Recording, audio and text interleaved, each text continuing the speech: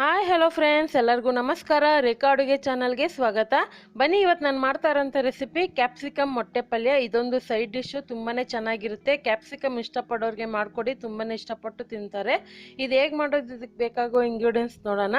ಇಲ್ಲಿ ಒಂದು 3 ಕ್ಯಾಪ್ಸಿಕಮ್ನ ನಾನು ಚಿಕ್ಕದಾಗಿ ಕಟ್ ಮಾಡಿ ಇಟ್ಕೊಂಡಿದ್ದೀನಿ. ನಿಮ್ಗೆ ಎಷ್ಟು ಬೇಕೋ ನೋಡಿ ಹಾಕ್ಕೊಳ್ಳಿ. ಇಲ್ಲಿ 4 ಮೊಟ್ಟೆ ತೆಗೆದಿಟ್ಕೊಂಡಿದ್ದೀನಿ. 1 ಈರುಳ್ಳಿನ ಚಿಕ್ಕದಾಗಿ ಕಟ್ ಮಾಡಿ ಇಟ್ಕೊಂಡಿದ್ದೀನಿ. ಅರ್ಧ ಟೀ ಸ್ಪೂನ್ ಅಚ್ಕಾರದ ಪುಡಿ, 1 ಟೀ ಸ್ಪೂನ್ ಧನಿಯಾ ಪುಡಿ, 1/4 ಟೀ ಸ್ಪೂನ್ ಅರಿಶಿನ, 1/4 ಟೀ ಸ್ಪೂನ್ ಪೆಪ್ಪರ್ ಪುಡಿ, ಒಂದು 1/4 ಕಪ್ ಆಗೋಷ್ಟು ಕೊತ್ತಂಬರಿ ಕಟ್ ಮಾಡಿ ಇಟ್ಕೊಂಡಿದ್ದೀನಿ. 2 ಟೇಬಲ್ ಸ್ಪೂನ್ ಎಣ್ಣೆ, ರುಚಿಗೆ ತಕ್ಕಷ್ಟು ಉಪ್ಪು. ಈಗ ಹೇಗೆ ಮಾಡೋದು ಅಂತ ನೋಡೋಣ. ಈಗ ಒಂದು ಕಡಾಯಿಗೆ 2 ಟೇಬಲ್ ಸ್ಪೂನ್ ಎಣ್ಣೆ ಹಾಕ್ಕೊಂಡಿದ್ದೀನಿ. ಎಣ್ಣೆ ಬಿಸಿ ಆದಮೇಲೆ ಈರುಳ್ಳಿ ಹಾಕ್ಕೊಳ್ಳೋಣ. ಈರುಳ್ಳಿ ನಿಮ್ಗೆ ಎಷ್ಟು ಬೇಕೋ ನೋಡಿ ಹಾಕ್ಕೊಳ್ಳಿ. ಆಲ್ರೆಡಿ ನಾನು ಈರುಳ್ಳಿನಲ್ಲಿ ಮೊಟ್ಟೆ ಪಲ್ಯ ಮಾಡೋದು ಯಾವ ರೀತಿ ಅನ್ನೋದು ತೋರಿಸಿದ್ದೀನಿ. ನೀವೇನಾದರೂ ನೋಡಿಲ್ಲ ಅಂದರೆ ನೋಡ್ಕೊಳ್ಳಿ. ಸೊ ಈ ಕ್ಯಾಪ್ಸಿಕಮ್ ಇಷ್ಟಪಡೋರಿಗೆ ಈ ಥರ ಒಂದು ಪಲ್ಯ ಮಾಡಿಕೊಟ್ರೆ ತುಂಬಾ ಚೆನ್ನಾಗಿರುತ್ತೆ. ನೀವು ಅಕಸ್ಮಾತ್ ನೀವು ಯಾವತ್ತೂ ಮಾಡಿಲ್ಲ ಅಂದರೆ ಒಂದ್ಸರಿ ಟ್ರೈ ಮಾಡಿ, ಆವಾಗ ನೀವೇ ಮತ್ತೆ ಮತ್ತೆ ಮಾಡ್ತಾ ಇರ್ತೀರ, ಅಷ್ಟು ಚೆನ್ನಾಗಿರುತ್ತೆ. ಇವಾಗ ಕ್ಯಾಪ್ಸಿಕಮ್ ಕೂಡ ಹಾಕ್ಕೊತಾ ಇದ್ದೀನಿ. ಮೊಟ್ಟೆ ಕೂಡ ಅಷ್ಟೇ, ನಿಮ್ಗೆ ಎಷ್ಟು ಬೇಕೋ ನೋಡಿ ಹಾಕ್ಕೊಳ್ಳಿ. ಸೊ ಇದೆಲ್ಲ ಇವಾಗ ಹಾಕ್ಕೊಂಡು ಚೆನ್ನಾಗಿ ಆ ಕ್ಯಾಪ್ಸಿಕಮ್ಮಲ್ಲಿರೋಂಥ ಹಸಿ ಸ್ಮೆಲ್ಲೆಲ್ಲ ಹೋಗೋವರೆಗೂ ಚೆನ್ನಾಗಿ ಫ್ರೈ ಮಾಡ್ಕೋಬೇಕು. ಈರುಳ್ಳಿನ ಯಾವ ರೀತಿ ಫ್ರೈ ಮಾಡ್ತೀರೋ ಅದೇ ರೀತಿ ಫ್ರೈ ಮಾಡ್ಕೊಳ್ಳಿ. ಈಗ ಇದಕ್ಕೆ ಒಂದು ಸ್ವಲ್ಪ ಉಪ್ಪು ಹಾಕ್ಕೊತಾ ಇದ್ದೀನಿ. ಉಪ್ಪು ಹಾಕ್ಕೊಂಡು ಇದಕ್ಕೆ ಅರಿಶಿನ ಪುಡಿ ಮತ್ತು ಧನಿಯಾ ಪುಡಿ 1 ಟೀ ಸ್ಪೂನು, ಖಾರದ ಪುಡಿ ಅರ್ಧ ಟೀ ಸ್ಪೂನು. ಇಲ್ಲಿ ನೀವು ಬೇಕಂದರೆ ಖಾರದ ಪುಡಿ ಬದಲು ಹಸಿಮೆಣ್ಸಿನ್ಕಾಯಿ ಕೂಡ ಹಾಕೋಬೋದು. ಸೊ ಹಸಿಮೆಣ್ಸಿನ್ಕಾಯಿ ಹಾಕಿದ್ರೆ ಕ್ಯಾಪ್ಸಿಕಮಲ್ಲಿ ಗೊತ್ತಾಗೋದಿಲ್ಲ ಅಂದ್ಬಿಟ್ಟೋಸ್ಕರ ನಾನು ಖಾರದ ಪುಡಿ ಹಾಕ್ಕೊತಾ ಇದ್ದೀನಿ. ಟೇಸ್ಟ್ ಏನು ಬೇರೆ ಥರ ಇರೋಲ್ಲ, ತುಂಬಾ ಚೆನ್ನಾಗಿರುತ್ತೆ. ನೀವು ಬೇಕಂದರೆ ಹಸಿಮೆಣ್ಸಿನ್ಕಾಯಿ ಕೂಡ ಹಾಕ್ಕೊಳ್ಳಿ. ಸೊ ಇದೆಲ್ಲ ಹಾಕ್ಕೊಂಡು ಸ್ಟವ್ನ ಸಿಮ್ಮಲ್ಲೇ ಇಟ್ಕೊಂಡು ಇವಾಗ ಮೊಟ್ಟೆನ ಈ ಥರ ಒಂದೊಂದೇ ಒಡೆದು ಹಾಕ್ಕೊತಾ ಇದ್ದೀನಿ. ಸೊ ಇಲ್ಲಿ ನಾನು ತೊಗೊಂಡಿರೋದು 3 ಕ್ಯಾಪ್ಸಿಕಮ್ಗೆ 4 ಮೊಟ್ಟೆ ತೆಗೆದಿಟ್ಕೊಂಡಿದ್ದೀನಿ. ನಿಮ್ಗೆ ಎಷ್ಟು ಬೇಕೋ ನೋಡಿ ಹಾಕ್ಕೊಳ್ಳಿ.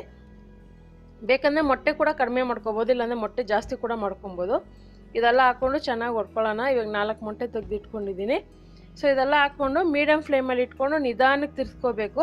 ಜಾಸ್ತಿ ಮಿಕ್ಸ್ ಮಾಡಿದ್ರೆ ಏನಾಗುತ್ತೆ ಗೊತ್ತಾ, ಮೊಟ್ಟೆದು ಏನು ಹಸಿ ಸ್ಮೆಲ್ ಇದೆ ಅದಾಗೆ ಉಳ್ಕೊಂಡ್ಬಿಡುತ್ತೆ ಪಲ್ಯದಲ್ಲಿ. ಅದಕ್ಕೋಸ್ಕರನೇ ನಿಧಾನಕ್ಕೆ ಇದನ್ನು ತಿರುಗಿಸ್ಕೋಬೇಕಾಗುತ್ತೆ. ಮೀಡಿಯಮ್ ಫ್ಲೇಮಲ್ಲೇ ಇಟ್ಕೊಳ್ಳಿ. ಅದಕ್ಕಂದ್ಬಿಟ್ಟು ಸಿಯೋದಕ್ಕೆ ಬಿಡಬೇಡಿ. ಸೊ ಮಧ್ಯೆ ಮಧ್ಯೆ ಮೆತ್ತಿಗೆ ಅದನ್ನು ತಿರುಗಿಸ್ತಾ ಇರಬೇಕು. ಇವಾಗ ನೋಡ್ತಾ ಇರ್ಬೋದು, ನಾನು ಮಧ್ಯೆ ಮಧ್ಯೆ ಅದೇ ರೀತಿ ತಿರುಗಿಸ್ತಾ ಇದೆ. ಇವಾಗ ಬೇಕಂದರೆ ಸ್ವಲ್ಪ ಫ್ಲೇಮ್ನ ಐಯಲ್ಲಿ ಇಟ್ಕೊಂಡು ಚೆನ್ನಾಗಿ ಫ್ರೈ ಮಾಡ್ಕೊಳ್ಳಿ. ಆವಾಗ ಮೊಟ್ಟೆನಲ್ಲಿರೋಂಥ ಹಸಿ ಸ್ಮೆಲ್ಲೆಲ್ಲ ಹೋಗುತ್ತೆ. ಸೊ ಇದನ್ನು ಚೆನ್ನಾಗಿ ಹುರಿದಷ್ಟು ನಿಮಗೆ ಫ್ಲೇವರ್ ಚೆನ್ನಾಗಿರುತ್ತೆ, ಟೇಸ್ಟ್ ಕೂಡ ಚೆನ್ನಾಗಿರುತ್ತೆ. ಸಿಯೋದಕ್ಕೆ ಬಿಟ್ಬಿಟ್ರೆ ಟೇಸ್ಟ್ ಚೆನ್ನಾಗಿರೋದಿಲ್ಲ. ಅದಕ್ಕೋಸ್ಕರನೇ ಇವಾಗ ಆಲ್ಮೋಸ್ಟ್ ರೆಡಿ ಆಗ್ತಾಯಿದೆ. ಸೊ ಇದಕ್ಕೆ ಪೆಪ್ಪರ್ ಪುಡಿ ಹಾಕ್ಕೊತಾ ಇದ್ದೀನಿ. ಸೊ ಇದು ಕೂಡ ಅಷ್ಟೇ, ಪೆಪ್ಪರ್ ಪುಡಿ ಹಾಕಿದ್ರೆ ಒಂದು ಚೆನ್ನಾಗಿರುತ್ತೆ. ಸೊ ಇವಾಗ ಆಲ್ಮೋಸ್ಟ್ ಪಲ್ಯ ರೆಡಿ ಆಗ್ತಾಯಿದೆ. ನೋಡ್ತಾ ಇರ್ಬೋದು, ಈ ಥರ ಉದ್ರಾಗಿ ಬರಬೇಕು.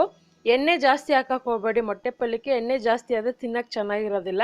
ಸೊ ಇದೆಲ್ಲ ಚೆನ್ನಾಗಿ ಫ್ರೈ ಮಾಡಿದ ಮೇಲೆ ಕೊನೆಯಲ್ಲಿ ಕೊತ್ತಂಬರಿ ಹಾಕ್ಕೊಂಡು ಇಳಿಸ್ಕೊತಾ ಇದ್ದೀನಿ. ಈ ಥರ ಒಂದು ಕ್ಯಾಪ್ಸಿಕಮ್ ಮೊಟ್ಟೆ ಪಲ್ಯನ ನೀವು ಅನ್ನ ಸಾಂಬಾರು ಜೊತೆ ಸೈಡ್ ಡಿಶಾಗಿ ತಿನ್ಬೋದು. ಚಪಾತಿಗೆ, ರೋಟಿಗೆ ಎಲ್ಲದಕ್ಕೂ ಕಾಂಬಿನೇಷನ್ ಚೆನ್ನಾಗಿರುತ್ತೆ. ಖಂಡಿತ ಇವತ್ತು ಮಾಡಿರೋಂಥ ಕ್ಯಾಪ್ಸಿಕಮ್ ಮೊಟ್ಟೆ ಪಲ್ಯ ನಿಮಗೆಲ್ಲ ಇಷ್ಟ ಆಗಿದ್ರೆ ನೀವು ಕೂಡ ಟ್ರೈ ಮಾಡಿ. ಯಾವ ರೀತಿ ಬಂತು ಅನ್ನೋದನ್ನ ಕಮೆಂಟ್ ಮಾಡಿ.